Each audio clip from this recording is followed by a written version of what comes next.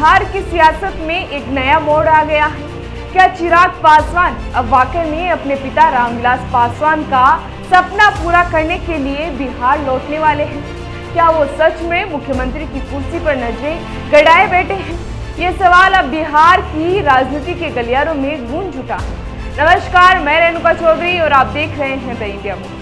चिराग पासवान जो अभी केंद्र में मंत्री पद पर हैं, लेकिन अब उन्होंने खुद कहा है कि उनका दिल और राजनीति दोनों बिहार के लिए ही धड़कते हैं। उनका कहना है कि वो ज्यादा दिन दिल्ली में नहीं रुक सकते और उनकी राजनीति की नींव बिहार फर्स्ट, बिहारी फर्स्ट पर टिकी है। दिलचस्प की बात तो ये है कि उन्होंने साफ कर दिया है कि 2025 का विधानसभा चुनाव वो नहीं लड़ेंगे, लेकिन 2030 तक बिहार की सियासत में पूरी तरह लौट आएंगे।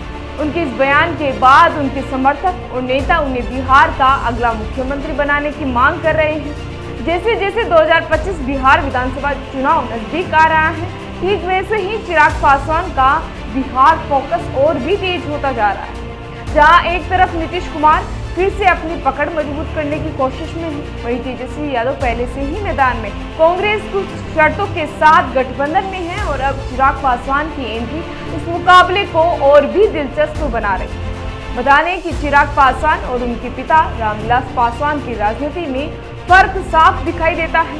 रामविलास पासवान ने केंद्र की राजनीति को ज्यादा प्रधानता दी थी, जबकि चिराग ने शुरू से बिहार पर भी ध्यान केंद्रित किया था। वहीं रामविलास ने बिहार की राजनीति को अपने भाई पशुपति कुमार पारस के हवाले कर दिल्ली का रुख किया था। अब चिराग बिहार में उस अधूरे सपने को पूरा करने के मंशा में है जो उनके पिता ने देखा था, और वो सपना था बिहार के मुख्यमंत्री पद की कुर्सी तक पहुंचना। चिराग को राजनीति के मौसम का बहुत अच्छा अंदाजा है। उनके समर्थक कहते हैं कि वे अपने पिता से भी बड़े मौसम वैज्ञानिक हैं।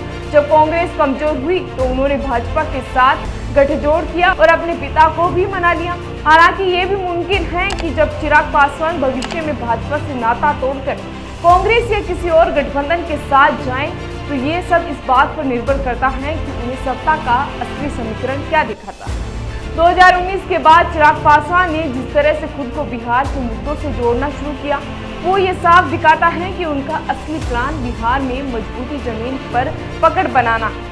2020 के विधानसभा चुनाव में उन्होंने अकेले दम पर लड़ा, लेकिन नतीजे भले ही शानदार न हो, उन्होंने खुद को बिहार के युवा नेता के तौर पर स्थापित भी कर दिया। अब देखना यह है कि क्या 2030 तक वो लड़ाई जीतते हैं या सियासत की बाजी किसी और के हाथ लगती है। इस बीच सवाल ये भी उठता है कि चिराग पासवान दिल्ली की जगह पटना की पॉलिटिक्स में ज्यादा दिलचस्पी लेने लगे हैं या नहीं, ये तो वक्त ही बताएगा।